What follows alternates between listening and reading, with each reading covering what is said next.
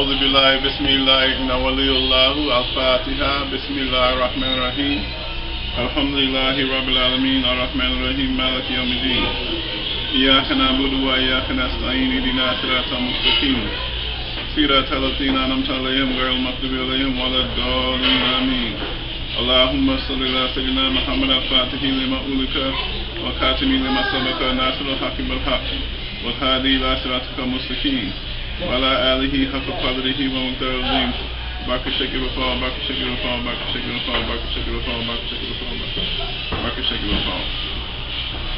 Peace and blessings.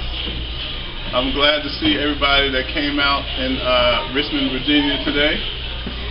We're going to go over some useful knowledge and useful practices, and then I'll give a basic teaching on Sheikh Sufi and some spiritual levels inside of Sufism that came from West Africa. My name is Sufi. I went to Africa 8 times, and I stayed over there for 2 years at one point to live with one of the masters and actually learn the inner sciences of the heart. One thing we know for sure is you can ask anybody to point to yourself. If I ask everybody here, point to yourself, where do you point? But which part? You point to your face, your foot, your arm, your leg. Why do you point right here? Do you know, brother? I don't know. It's just a habit. That's something to think about. Where do you point, sister? If you point to yourself, where do you point? Why? Because everybody else does it. Because everybody else does. So if people started pointing to themselves in the ear, you would point in your ear? No, I think your heart is your true self. She got it. The heart is your true self. Metaphysics 101. Everyone in this room has a body that's beyond the physical body. Okay? The reason you point here is because you are actually a being of light. That light is from God. And guess where that light lives at? The light lives inside of your heart. So in the Bible it says, be still and know that I am God. It's not talking about just stilling the body. If you can still your mind and put your mind inside of your heart, you can see this light of God. That's your true self. Now, in the science of metaphysics, you have at least 5 different selves. Can you imagine that? There's 5 different selves. But that's kind of an advanced teaching. But let me give you a basic teaching is saying that you have the mental self, which is the mind. Okay, everybody knows you got the physical body, right? That's easy. Physical body is one body. The second body would be the mental body. Your thoughts are forms. Thoughts are constructs. After the physical body, the mind, then you have what's called the astral body. The astral body is that body that you see when you're dreaming. Okay? That's you also, the astral body. But above the astral body, you have what's called a soul body. And when you point to yourself, you're actually pointing to the soul body. But beyond the soul body, you have what's called the spirit body. And everybody goes to church or you go to a mosque, I can ask anybody in here, what's the difference between the soul and the spirit? Anybody know? The spirit is Allah. Everything. Soul is incarnate. That's a very good. Scoot up, brothers. Scoot up, brothers. He said the spirit is in everything and the soul is incarnated.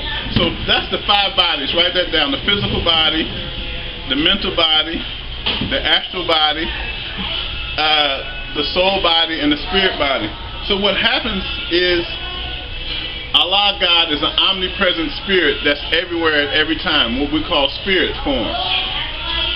On the 120th day of conception, God sends a light from himself into the womb of the mother, and when that omnipresent spirit is localized in the body, it's called the soul. Okay? So when you're born, your soul is a light from God that came to your mother's womb when you were 120 days conceived. that light form that you actually are starts to identify with the body. But you're not the body, you're a form of light. Okay? So when you come out of your mother's womb, the baby is crying because that light form thinks that it's dying. You see what I'm saying? So the Sufis say you have to learn to cry when others are laughing and laugh when others are crying. Because the physical birth is actually the death of the soul on the physical plane.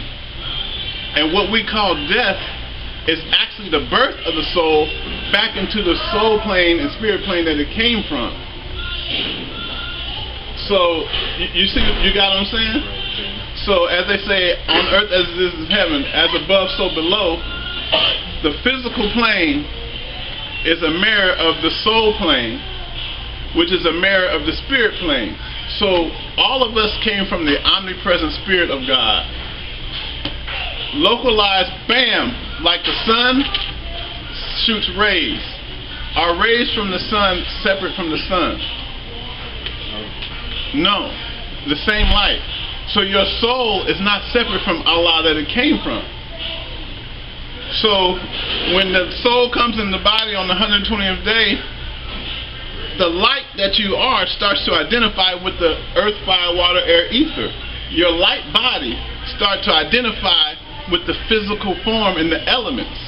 So when you're born, you feel like you're trapped. You see what I'm saying? Because originally you was an omnipresent being, spirit. The spirit plane slowed down and created a soul.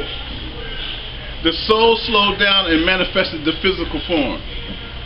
So the whole spiritual journey, in the Bible it says that Adam fell from grace into the physical form. That's a symbol or an allegory from your fall from oneness with Allah to being in the physical form inside of this body. Let me stop because I might be going a little too deep. Anybody got any questions on what I said so far? So, in the Holy Quran, Allah says, Wa ilayhi turja'un, which is Arabic for to God is the return. So your whole life is a journey of seeing how you can get that light form back to the light that it came from. Okay? So you have to remember, you can brush your teeth, comb your hair, wash your face, wash your arms. We do all this maintenance, put on lipstick. We do all this maintenance for the outer body. But what did I do for my soul? Think about that. Brothers go to the gym, run 100 laps, lift 100 weights, never did nothing for the soul. The soul is millions of years older than the body. So, I'm going to paint a picture for y'all. There is a life after this life that'll make this life look like the blink of an eye. There's a life after this life that'll make this life look like phew. In the Holy Quran, Allah said it takes the soul 50,000 years to go back to God. There's 50,000 years for your soul to get back to that light that it came from. So in the Quran, God and the soul have a conversation, and God asks the soul, how long were you there? You know what the soul said? The soul said, I was gone maybe about an hour, a couple hours of a day. So we got it twisted. We think I might live 90 years, I might live 100 years, but in the eyesight of God, it's like a blink of an eye.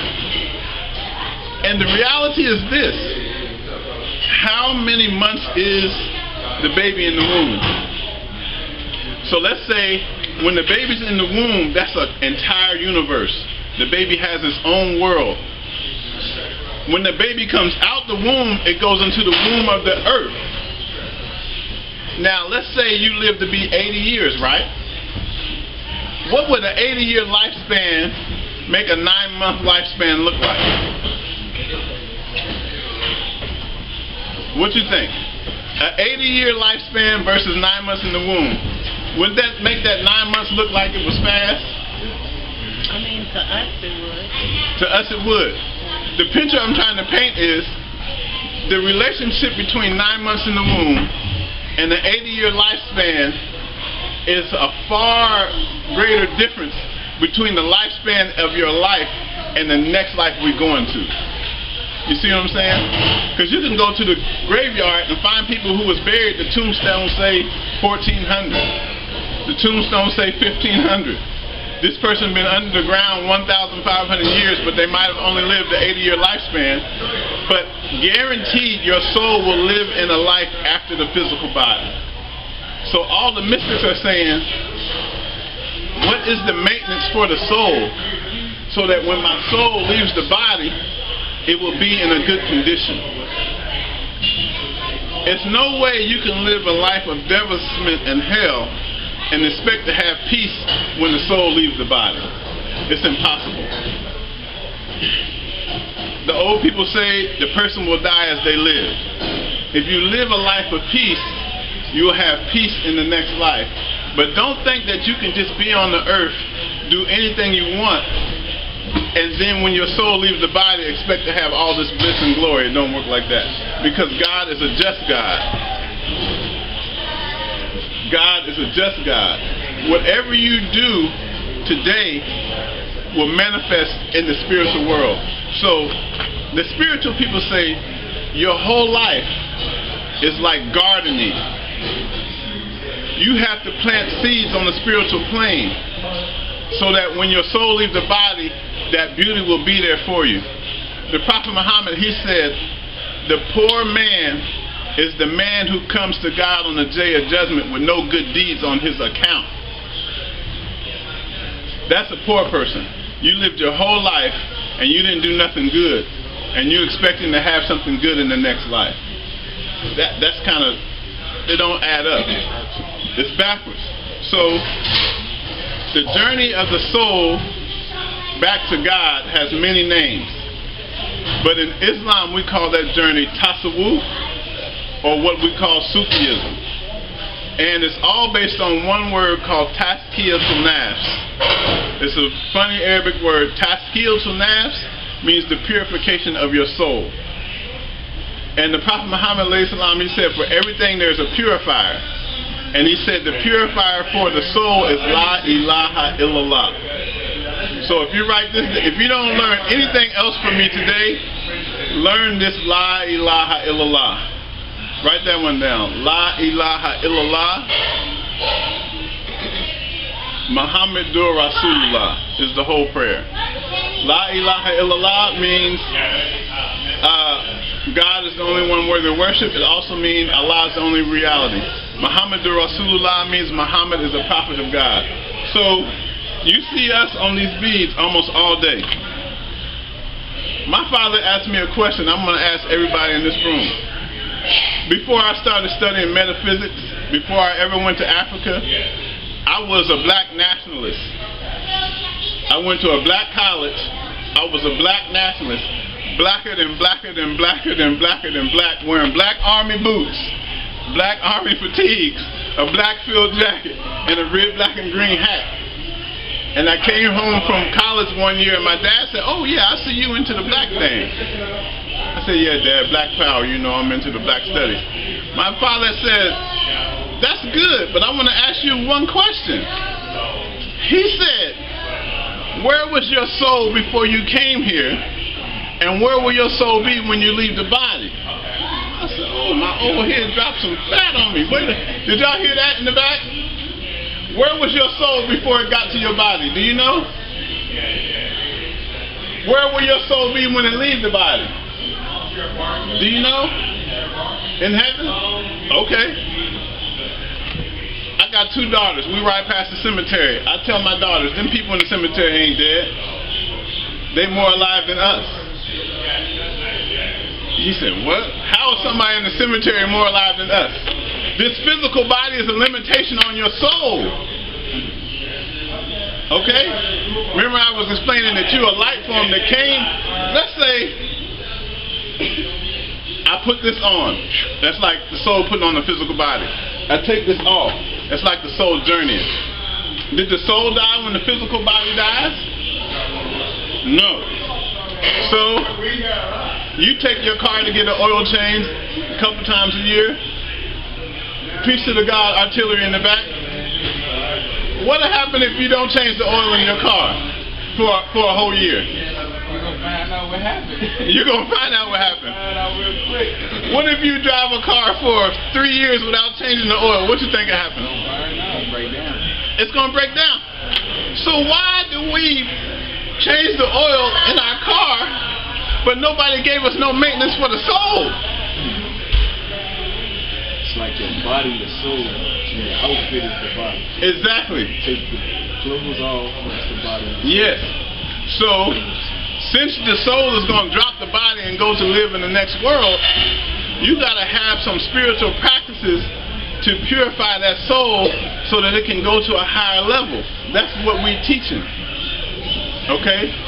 So, our Sheikh Ahmadu Bamba, he said the greatest thing to know in the next world is the knowledge that God is one. Like Marcus Garvey said, one God, one aim, one destiny. There's only one God.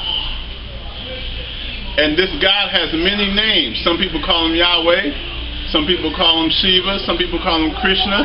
Some people call him Allah. It's the same God. But that God lives inside of your heart on the plane of the soul.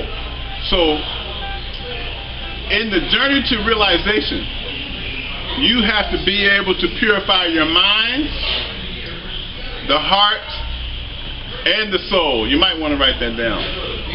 In order to return to your oneness with God, Allah, on the plane of spirit, it first starts with the mind. Why do you think that Buddhist monk is sitting in a temple like this?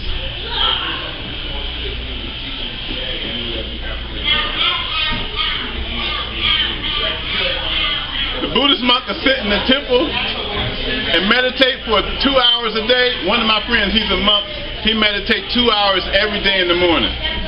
And then he sit in one position and meditate for 2 hours at night.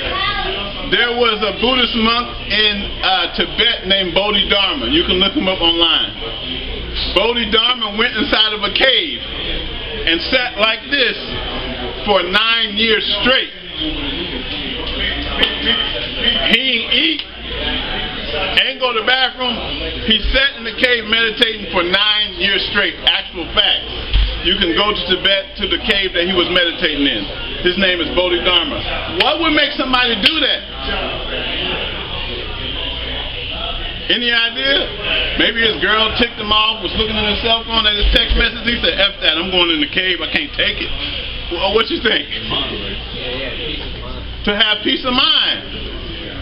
So this whole thing is making your mind become still. Because whatever is in your mind will enter into your heart. Remember that. Whatever is on your mind will enter in your heart. You keep thinking about that brother too much, sister, he going to be in your heart. You keep texting that girl with that fat ass, she going to be in your heart. Just keeping it real. So you have to learn to protect your mind. Because the mind is the doorway to the heart. And the heart is the doorway to the soul. And through purifying the soul, you return to God. Okay? So who can tell me what's the 3 things you have to purify to reach God? Mind, body. The mind, body, and soul. Now, the mind, one of the best ways to purify the mind is through meditation. Okay? I study some of everything. Basic meditation technique is when you sit in meditation, pay attention to the breath going in and out of your nose. If you can keep your mind, just do it 1 second.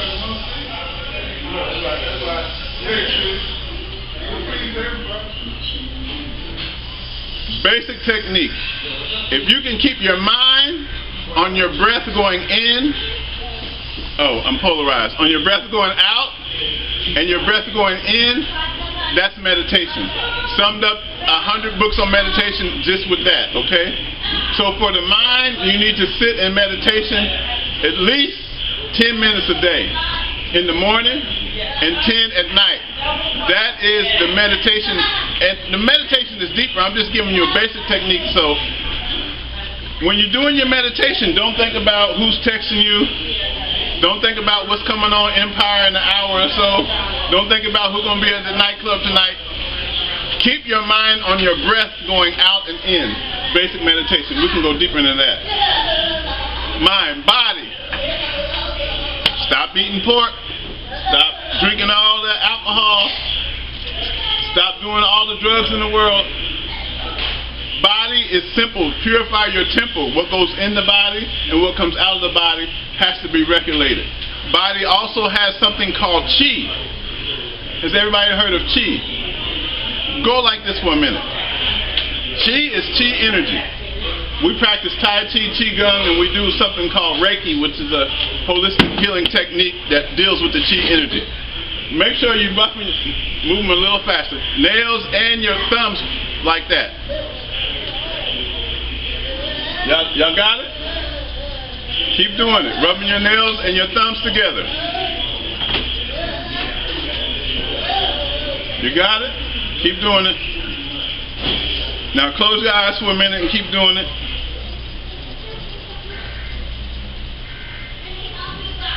Now, watch what I get ready to do. Take your hands and go like this. What you feel? You feel that?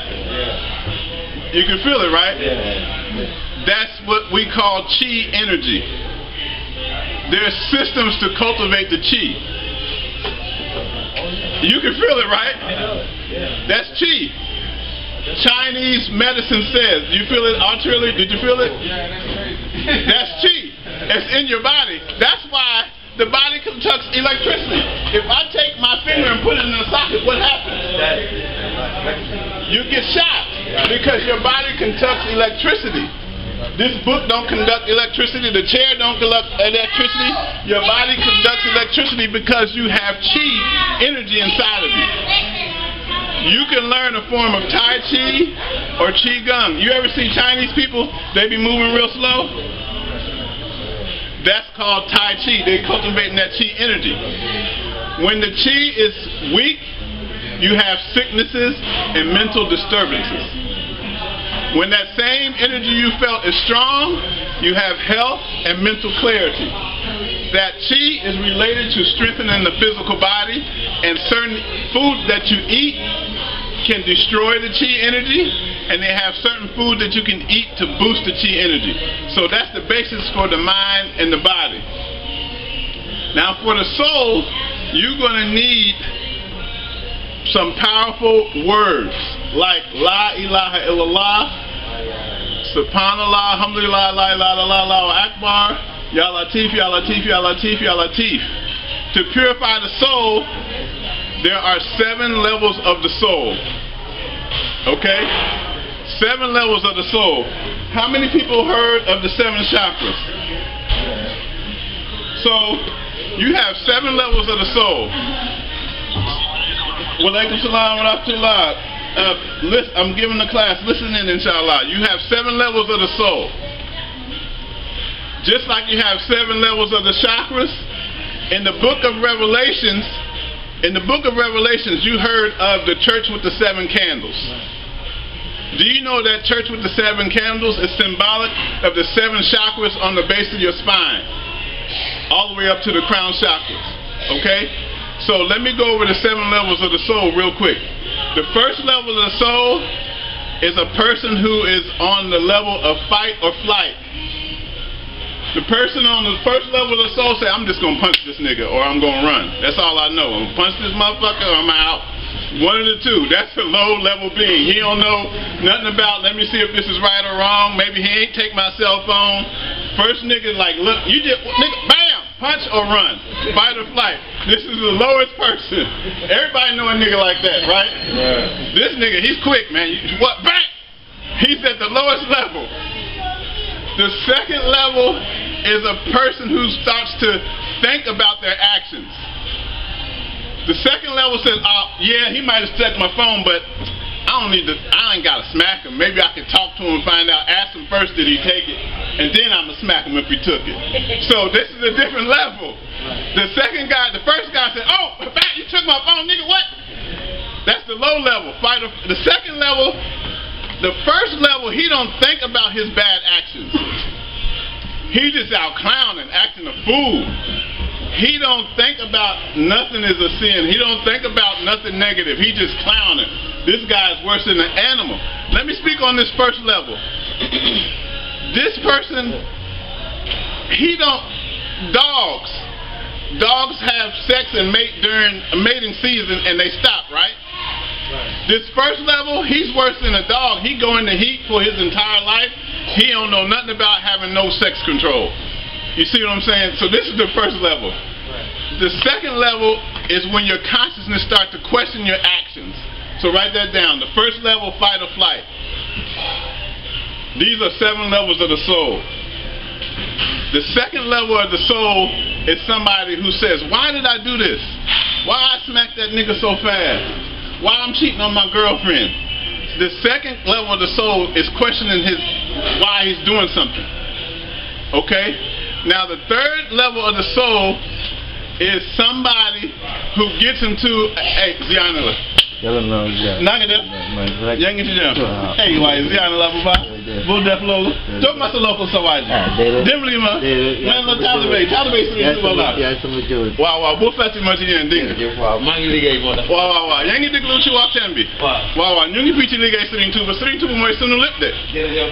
Bulu woon moom dama am daal dama xam daal Serigne Touba la am ci bakki Cheikh Ibra Fall. Murid day daanu damay tàppoo fii. Wow, jërëjëf. I was in his country for a while and learned the language, but I just said I saved 15% on my car insurance. But first, before we go any further, what's the difference between the first and second level of the soul? Anybody? Consciousness. Right. You're conscious of your actions. Ways and actions. Quick message. If you want to improve yourself, you have to change your thinking. You will not stop smoking crack until you stop thinking about smoking crack. Okay? So you can try to change that. That goes for anything you want to change. Change your thinking, change your life. Thoughts are forms. Thoughts create reality. You ever think about somebody and they call you? You ever think about somebody and see them in the grocery store? This is the power of the mind. So the first, second level. Third level is where the fun begins. The third level of the soul is when you have you know in the Bible talk about the Armageddon, the last war? That's the allegorical term for the third level of the soul, because the third level of the soul is when the spiritual war starts. The third level of the soul is based on that movie Star Wars, where you have the light and dark forces inside of yourself fighting each other. Because the first level, I'ma smack this nigga. The second level, I'ma think about it and then smack him. The third level is like, hold up, now the light and dark is fighting each other, saying, no, there's got to be a better way to have peace. That don't start till you get to the third level of the soul, and your light body is fighting against the darkness that you have accumulated. Would that be equivalent to good and evil? Yes. Choices? The war between good and evil takes place at the third station of the soul. This brother got some wisdom. Okay? Now, in order to defeat the soul, we at the third level of the soul, there's 4 enemies that you have to defeat. Write these 4 enemies down. You have to defeat. If you do not defeat these 4 enemies, you will not get to the 4th level. The first enemy is McDonald's, Murder King, Taco Hell, and Popeyes. No, I'm joking. Don't write that down. He's like, damn, that's easy. I just got to start cooking at home. No. I'm going to give you some Arabic words. The 4 enemies that you defeat on the third level are Nafs, Hawa, Dunya, and Shaitan. Nafs is your lower self. Now let's talk about this. You got a higher self and a lower self. The higher self is saying, man, she look good, but I don't want to sleep with her. The lower self is saying, that ass is fat, I'm about to hit. I know I got a girl, but look at that. The ass is fat, and the lower form control the higher form. Yes. So the higher self and the lower self is battling. Right. That's the first enemy, yourself. And do you know, the Prophet Muhammad said, the lower self on the inside is a greater enemy than 70 devils on the outside. That's why they say the only devil you have to defeat is your own devil. There's no such thing as fighting on the outside for perfection. You have to kill that lower self inside of yourself. That's the hardest enemy to defeat because that enemy is with you wherever you go. And that devil there makes the choices of all the other devils. Oh, that devil inside is working with the ones on the outside. So if you can shut him up, then no weapon formed against me shall prosper because I done whooped the shit out of that devil inside of me. You know what I'm saying? That's the first enemy, your own self. The greatest enemy is yourself. The second enemy, now power, is your passions and desires. Passions and desires. Wanting too much in life. Not being satisfied with what you got. Greed. Greed, lust, and anger are parts of that second self, passions and desires. You have to destroy those. Huh? Yes. I mean, it must come from a living source. You must have a living teacher. The third one is Nasawa Dunya. Dunya is materialism. Cars, clothes, houses. Let me give you a good example. Who got on some nice Timbs? Or some nice new shoes? He got on some fly Nikes, right? The red joints. Listen to this fine point about materialism. It's very good to have nice things as long as the nice things don't have you. It's good to own some nice Timberlands, but it's not good for the Timberlands to own you. This is the difference. If you own the shoes, if somebody step on your shoes, oh, it ain't no thing, man. These Timbs ain't shit. That means you own the shoes. If the shoes own you and somebody step on them, oh, nigga, you stepped on my shoes, bitch, what? That's the problem. You can own the shoes, or the shoes can own you. You can own a nice car, or the nice car can own you. You driving in a nice car, somebody hit your car, and you own the car, oh, it ain't no problem, man, it's cool, I'll be alright, I'll get this car fixed.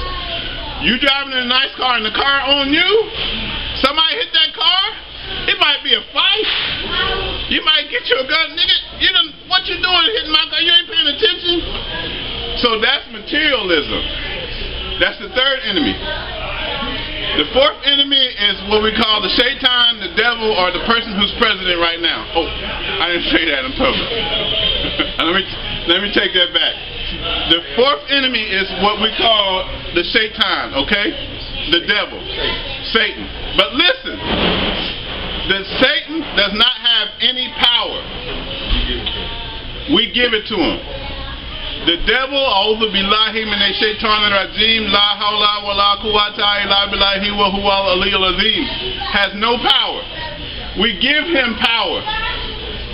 In the Holy Quran, God and the devil is talking. Now, peep game now. God and the devil is talking in the Quran. And God say to the devil, did you make them people do all them sins? Did you make them do all them sins? Guess what the devil said to God? The devil said, God, you know I have no power to make nobody do nothing. The devil said, I just made the suggestion and they carried it out on their own. So the devil, he's a whisperer. He whispers. How many people you seen on the news to say, woke up, killed their whole family, and they in the courtroom, the judge say, why you kill all them people? Why you kill your family? First thing they say, I heard a voice telling me to do it. You can't prove it in court, but that motherfucker heard a voice for real. He done woke up, killed his wife and kids, and don't know why he did it. Because the devil is giving him that mind suggestion to do it, but he don't have no protection to defeat that enemy. So that's the four enemies. And in our school, we teach you how to destroy the 4 enemies. So that war takes place. Now, I got to give you something for yourself. The worst enemy is the self, right? The best way to defeat the self is to starve it. Stop eating as much. Fast.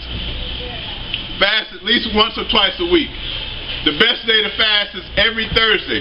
If you're having a problem with your lower self getting the best of you, you can't stop taking advantage of people. You can't stop doing it. You want to stop doing something, but you can't. Every Thursday, starve that motherfucker. Imagine if you had a pit bull.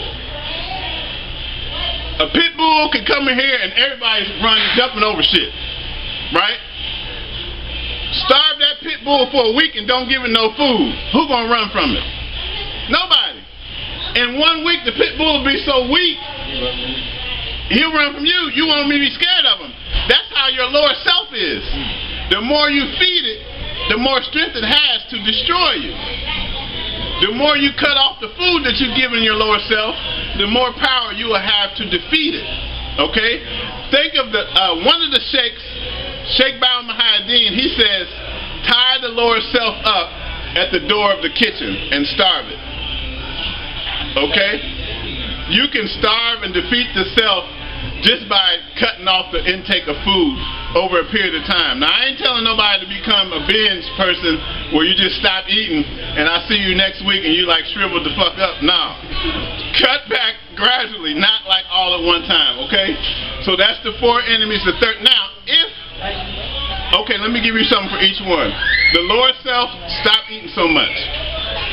Nafs, stop eating so much. Hawa, passions and desires, close your mouth, silence. The best way to defeat the second enemy is silence. Stop talking so much. You be at the beauty shop, they be talking about the girl's shoes. Oh girl, that bitch thinks she cute.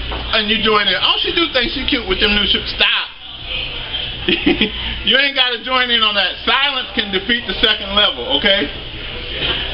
Nashawa dunya, materialism. Now, to defeat the third enemy, it's not as easy as you think, because if you are attached to the world, the way to defeat the world is to stay in your house and not be engaged in societies too much. So, if you got a problem of materialism, you say, this weekend I ain't going to the club. I'm going to just chill at home, read some books, watch some videos on knowledge. That's the way to defeat the third level of the third enemy, by not being so engaged in the world, okay? Pull back or fall back, as they say. The fourth enemy, which is the A'udhu Billah, the Shaitan, the best way to defeat the Shaitan is to say Allah's name, La ilaha illallah, La ilaha illallah, La ilaha illallah, La ilaha illallah, La ilaha illallah. Because the duty of the devil is to make you forget God. Remember that.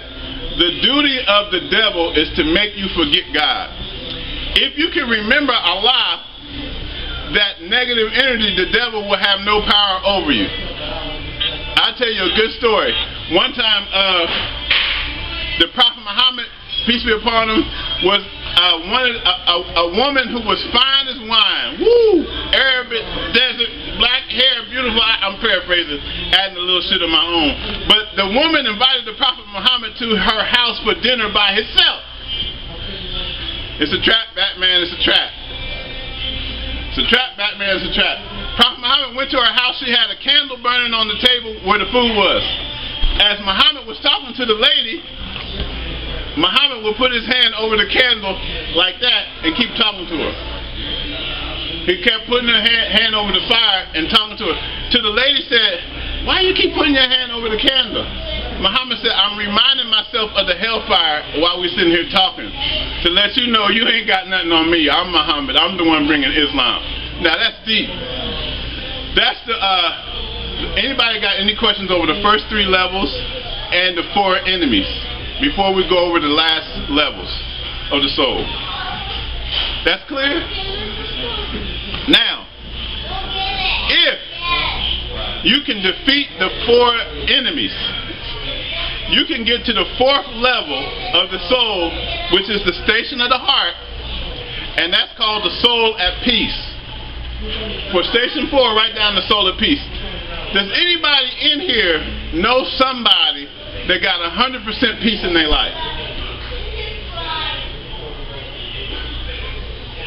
100% peace in their family, 100% peace in their bank account, 100% peace in their health, 100% peace in their relationships, 100% peace at their job, 100% peace in their mind. Does anybody in here know somebody who got 100% peace? Ain't that a fucking shame? Peace is not about being perfect. Peace is about destroying the enemies that's inside of you so you can have peace. You may have a level of peace but not be at a state of perfection, because perfection don't come to level 7. So my teacher in Africa, he said, because nobody in here don't know anybody that got 100% peace, my teacher in Africa said the station number 4 is the hardest level to get, because that's the level where everything in your life is peaceful. You defeated those 4 enemies. You done stop smacking people at the club. You done stop banging every girl that you meet. You done stop whatever it was that was bad. You perfected your character, and now you got peace in life. And I tell people everywhere I go, money don't give you peace. Money don't give you peace. One of my students is a white lady. She's a realtor. She closed a deal last week that was a 5-figure deal. On one building she showed, she made over 5-figure income, but she calling me because she ain't got no peace of mind. So I got to give her some meditation and some prayers so she can have a peace of mind.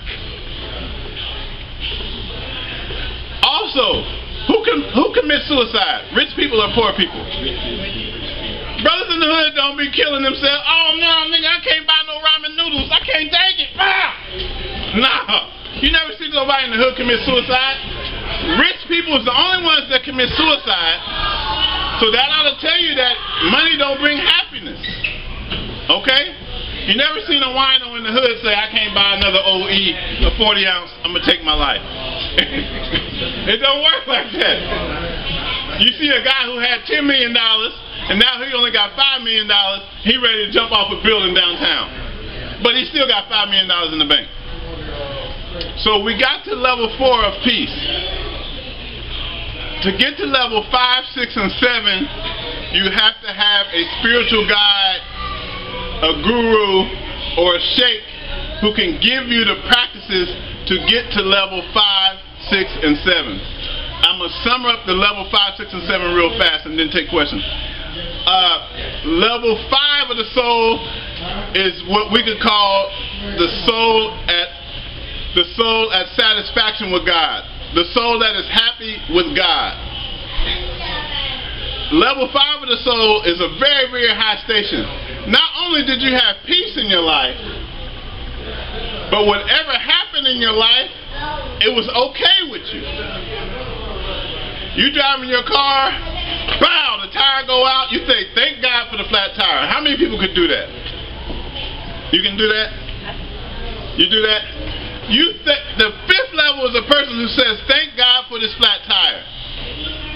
Because the understanding is, okay, God gave me a flat tire, it seemed bad. Maybe I was going to keep going and get hit by a truck. You see what I'm saying? So the flat tire ended up being a blessing. Thank God for this sickness I got. You get a flu sickness. This happened to one of my friends about 2 weeks ago. They got sick and missed some days at work at the club. They called me, I can't go, I'm sick. That Friday, nigga came in the club, started shooting up people in the club in Philadelphia. But this person was sick at home in the bed and didn't go to work that Friday. Might have been one of the people to get shot. So was the sickness good? Yeah, it was. Or was it bad? It was good. For that time, it was good. So this is the 5th level. Not only do you have peace, whatever happens in life, you happy with it. Now, if you can do that, if you're happy with whatever God gives you, the 6th level is when God says, I'm happy with you. It's good to love the king, but it's better to have the king love you. The 5th level is somebody who loves God so much, whatever happens, if I got $1 in my pocket, thank God. If I got $1,000 in my pocket, thank God. Because at least I had something in my pocket. In West Africa, they say, the man with no shoes prays to God for shoes till he see the person with no feet. The man with no shoes would beg God, oh, I need some shoes. God, please help me get some money to get some shoes. In West Africa, I seen people on scooters with no feet. So now you're like, hold up, not having no shoes, that ain't too bad. This nigga ain't got no feet. At least I got feet, I could put shoes on. So you have to be thankful for whatever you have so that God will give you more. So that's level 5. Whatever happens, you thankful. Whatever, then if you persevere in that, God will be pleased with you. That's level 6. Level 7 is when you and God are one and the same, where you and God merge and become one. In the Bible it says, ye are God's children of the Most High. Okay? That's that scripture in the Bible where it says, ye are God's children of the Most High, but you will die as mortals. So, what we're trying to get is a station of God realization. Your purpose in life is to become one with your source and your maker. The purpose of life is to become one with God from which you came. How do I know? Everything in nature, an apple seed grows up to be an apple tree. A baby cow grows up to be a cow. A rose seed grows up to be a rose. A tadpole grows up to be a frog. A minnow grows to be a fish. Everything in nature becomes what it came from. Can you tell me anything in nature that doesn't become what it came from? The only one who doesn't is the human being. We all came from God. So according to the laws of nature, we're supposed to evolve back into God. Okay? So, what happens is this. God is like the ocean. And everybody in here is a wave from that ocean of God. God is an eternal ocean, and you are a wave from that ocean. And all you got to do is lower your ego and go back into the ocean from which you came. Now the question is this. Everybody is going back to God. Regardless of race, religion, color, everybody's going back to God. The question is, do you want to facilitate the journey now while you're in the physical body? Or do you want to wait and try to work that stuff out once the body leaves the soul and you in the grave? That's the question. The mystic people said, we want to figure it out now so we don't have to worry about what's going to happen when we go in the grave. Just as my father asked me, where were you before you were born? And where will you be after you die? I'm asking everybody in this room, where was your soul before it came to be in this physical body? And where will your soul be when it leaves the physical body? Any questions or comments? Yes. Dreams. All right.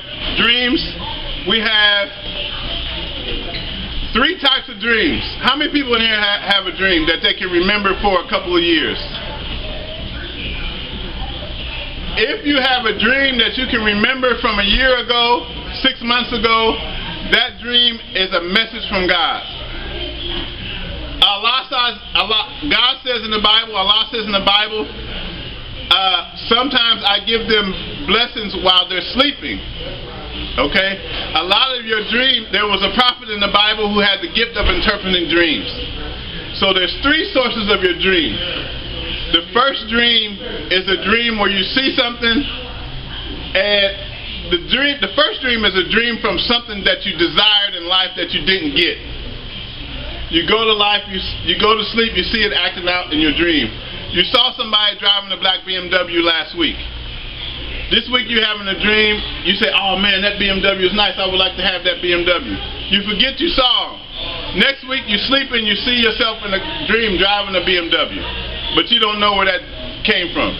So the first dream is a dream from desires, something you wanted in life, you didn't get it, you go to sleep, you see it acted out in your dream. That dream does not need to be interpreted. That's a low-level dream, okay?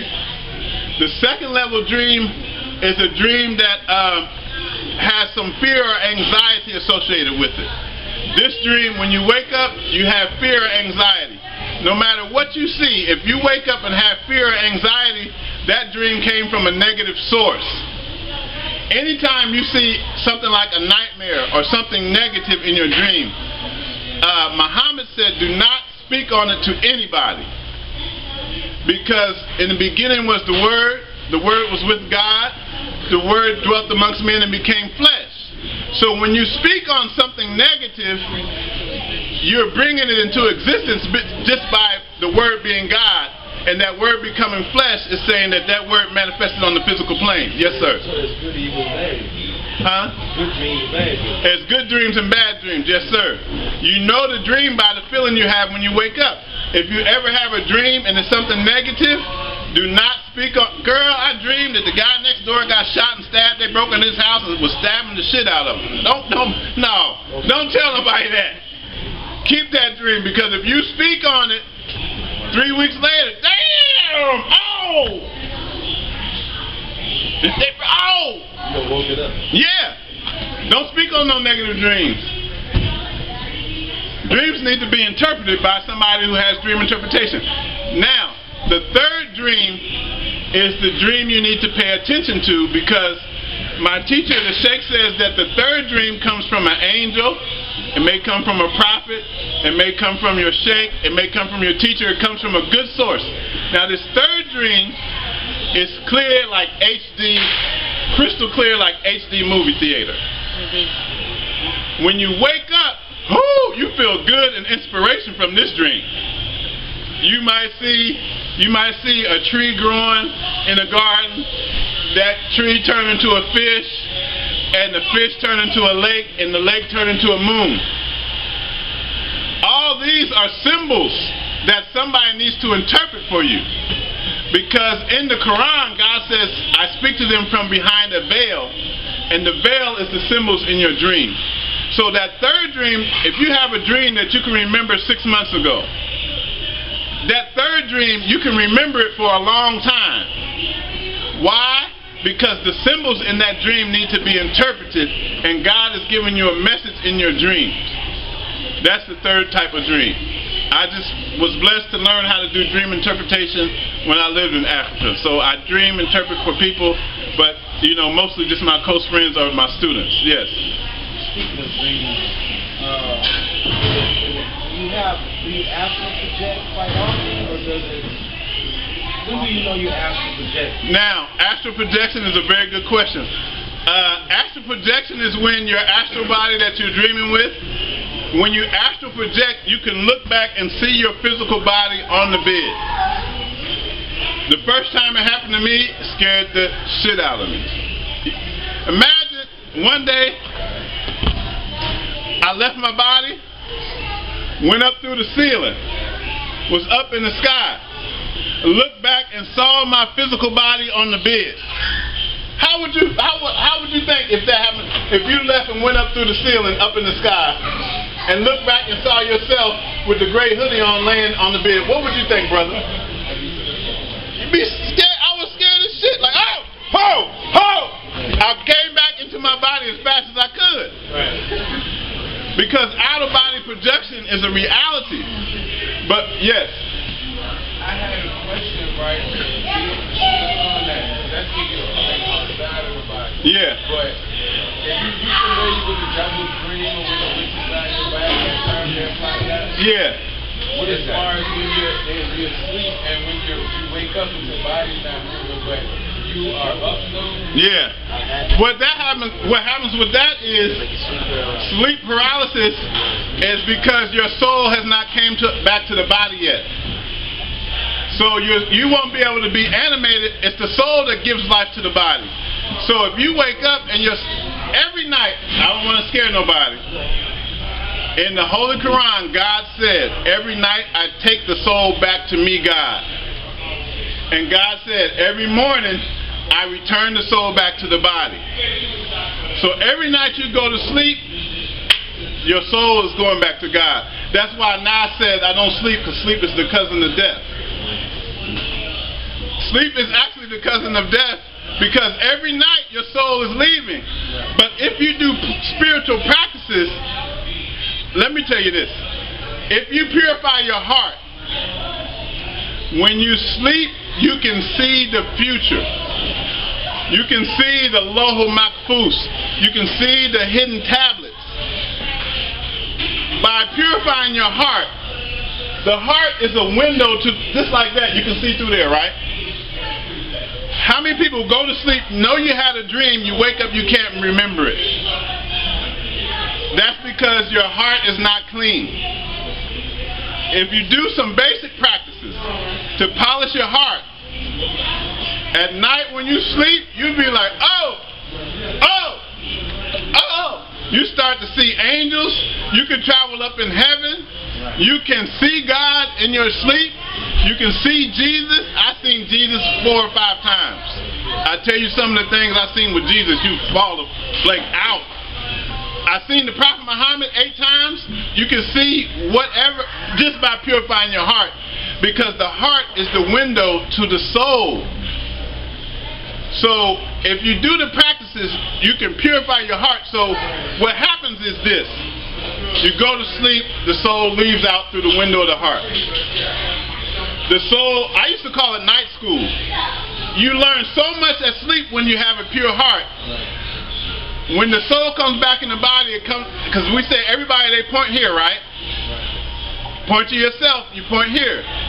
The soul comes back to the body, it goes back in the heart. Bam! If your heart is pure when you wake up, the soul is telling you what you saw. Now this is a fine point, because who are you, really? Let's think about this. Who are you? You have more than one self. If you can be sleep, listen to this, check this out.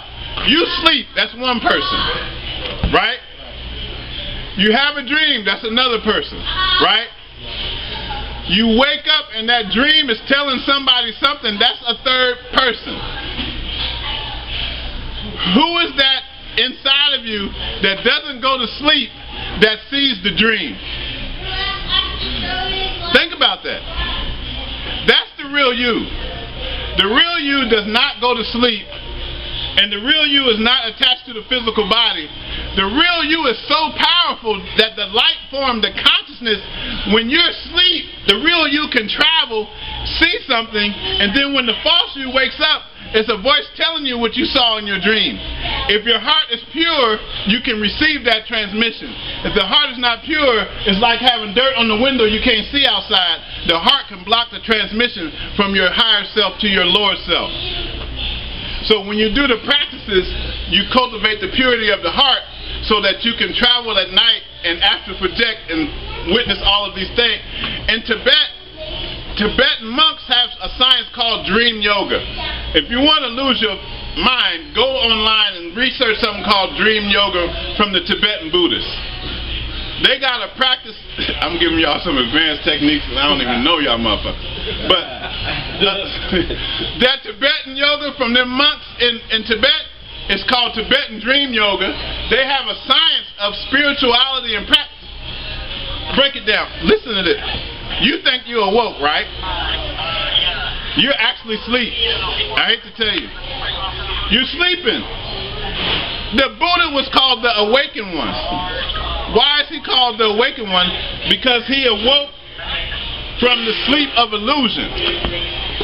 You are not alone. I remember you. No, that's Michael Jackson. I went to a flashback. You are not alone. But listen though. You are not who you think you are. You're not. You are a false actor living in a life of dreams that you created for yourself.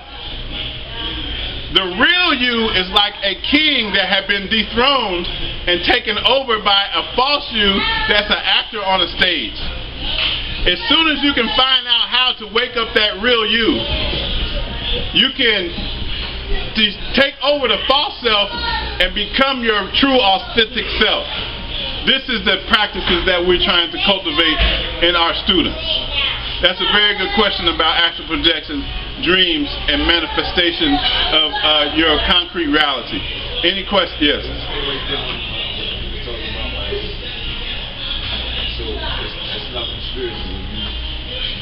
You're awake consciously, but your body's not waking up. You're trying to wake up with your feet. Yeah. That's not nothing attacking.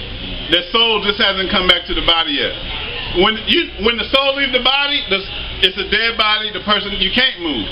When the soul comes back to the body, it gives life back to the body. You can move. Yes. Now also, write this down. Bismillahirrahmanirrahim. Every night before you go to sleep. Every night before you go to sleep, say Bismillahirrahmanirrahim. Exactly 21 times. If you say Bismillahirrahmanirrahim 21 times, you won't have no more nightmares. If you have somebody that has